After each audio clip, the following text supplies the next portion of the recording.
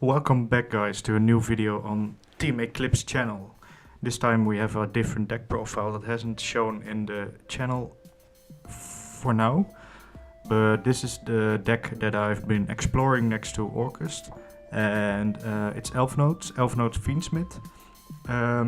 I've played one local with it for the first time. I went 3-1, so I was pretty happy to get a pretty decent result. Got second place. First place was Lorenzo with Brandon Despia, back to his roots, so congrats to him. So it's kind of a basic build for now. I'm waiting for the support on Blazing Dominion, so we have to work with the cards that we have right now. It's all pretty standard ratios, but there's a little bit of spice in the side deck. So I'm just going to show off the deck and let me know what you think. 3 Lucinas. It's 3 Tinias. The one Starlight. I pulled that one. It looks really nice. 1 Fortuna. The 2 Power Patrons. I play 1 Welcome Home and 1 Rhapsodia of Madness. I think these are the best ratios for now. When you don't play the Finsmith engine in it post Blazing Dominion, then you can play 3 Welcome Home.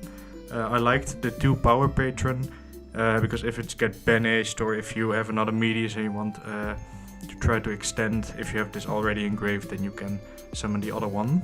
And it's really nice sometimes as a normal summon, although I did not normal summon.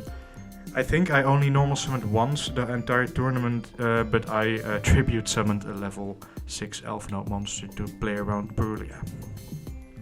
So that's it for the Elfnote main deck monsters, spell and trap. Then we have 2 Medius the Pure and 3 Realize. I was playing 3. I just had a lot of starters already and extenders. And on test hands I just had a lot of extenders, a lot of starters, like too many maybe. And I wanted more non-engine in the deck. So the deck plays pretty horrible into full boards. So I wanted more hand traps to make half boards and try to win the game that way, going second. Realize is insane. Use both effects a lot of the times. Just dumping medias for costs and looking at the top deck is insane. I got Fuad a lot. Almost every game I went first. Still went 3-1, pretty nice. Once I got Fuad, then I looked at the top card and it was actually Purulia. Then I played into the Purulia with 1 draw. And I clogged up my center main monster zone just to bait them. And then I tribute summoned Elfnote Lucina. So I had 1 extra normal summon from hand without them getting a draw, and that was a pretty nice play. So 2 Medias felt amazing, just good. Didn't need the third one. You could side it going first, but I think this is a fine ratio for now. Then for the Finsmith engine we have 3 Engraver, 1 Lacrima, 1 Lurie, and 3 Tracked. So 2 Tracked. Pretty big package. Tinkered around with 3 Track, but the same reason that I got the Medius, I wanted more non-engine. This feels solid. Sometimes if they destroy your Elfnote spell and trap, then you can't get it back, but the Fiendsmith engine just grunts like crazy, and it closed a lot of games out for me, so that's strong. Also shout out to the alt art of Lurie, I really like it. Then the rest is non-engine.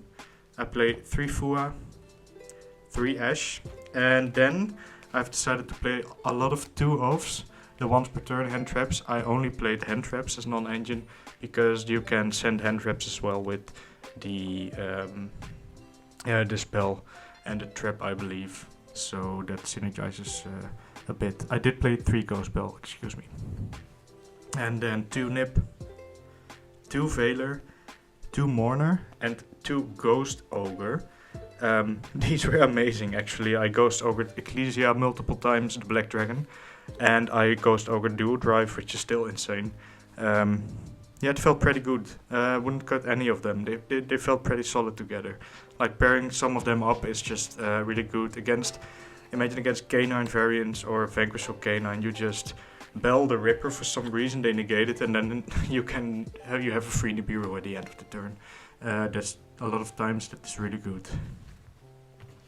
That's for the main deck. I believe it's a clean 40. I didn't count them before, but it's 40, I believe. For the extra deck, I play 2 Elfnote Seraphim Strelitzia. 2 is for grind game.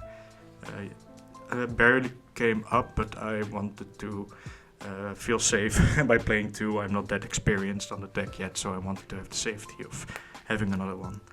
Then we have a lot of synchros. I do not play the Power Patron, the Junora, because it's kind of a win more card, I believe, and it just never really came up to synchro my opponent's turn for that one. 1 Dragster. I play 1 Crystal Wing, just your standard negate cards. Sometimes you can get into Crystal Wing early to protect yourself against hand traps.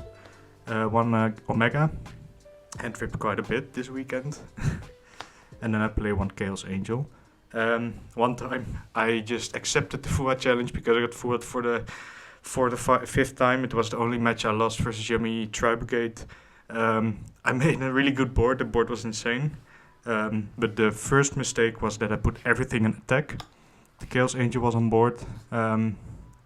And he opened Droplet and Lightning Storm. And that was I just scooped after that. Big mistake.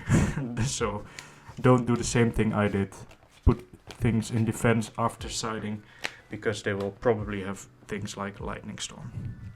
And for the Fiendsmith bridge cards, I play 1 Armades and 1 Levi Lazabul. Don't know how you pronounce it, but yeah, sure. Fiendsmith bridge. Also, this is a nice endboard piece. You can just take over any monster, and if you for some reason have a Lurie on board, you can tribute both and you can take over 2 monsters, so that's nice. And then I play 1 Requiem, the Sequence, Agnum Day, Lacrima, Desiree, and the Wave King High Caesar. I don't play Necroquip. I wanted to make space for 1 last card, and it came up. I'm so happy I played it because it won me a game. But this is just standard ratios. Agnum Day was really important. I was able to attack for a game. And also I attacked and my opponent had 800 life points left. And we went into the last minute and I just comboed to get Lacrima in grave for the 2nd time and burn him for game. People don't think about the Lacrima burn anymore, but it still works if you come up in. It comes up in that scenario. And 1 Link Spider for the Nip token. Someone summoned Nip, summoned the token in the center monster zone. And I just linked it away and I was fine. So that's a nice card. And for the side deck, I play 3 Perulia. I think it's mandatory in side or even in main you could play it.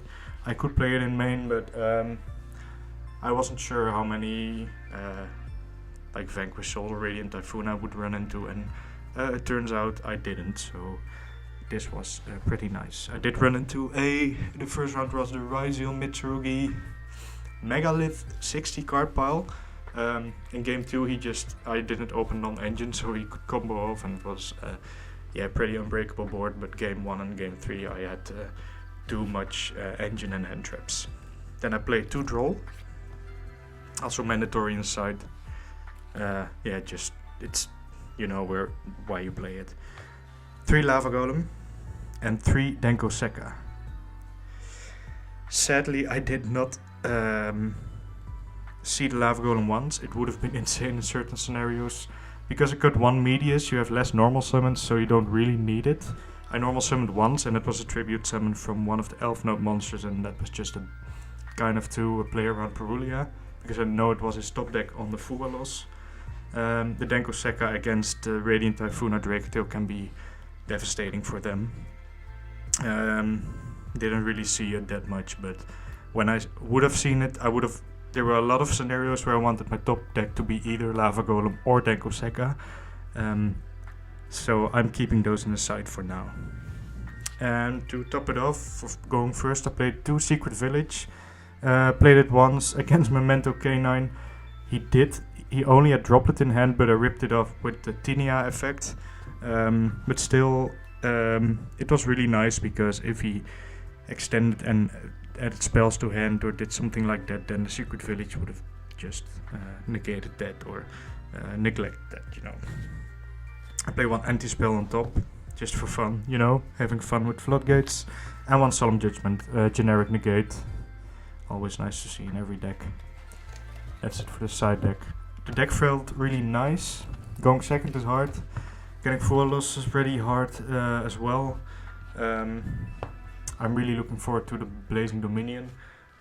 Support the hand trap and the new Elfnote card. You can also play it on turn 0. This deck is going to be really scary when that comes out. Now it's just, it feels solid still, going first, ripping 2 cards out of the hand and making a lot of Omni negates. And not a lot of people are playing cards like Dark Ruler, which you can just negate with the trap anyway. But if they play around it with Fallen and Virtuous, then Dark Ruler could be devastating. But people don't play it now, so that's why the deck is pretty okay positioned into the meta, at least for going first. So thanks for watching, guys. This was my Elfnote Fiendsmith deck. Once the new support comes out, I will give you an updated version of the deck, and I will be playing it a lot more. I might even be taking this deck to Euros if I feel comfortable enough with it. Alright, thanks for watching. Please like and subscribe.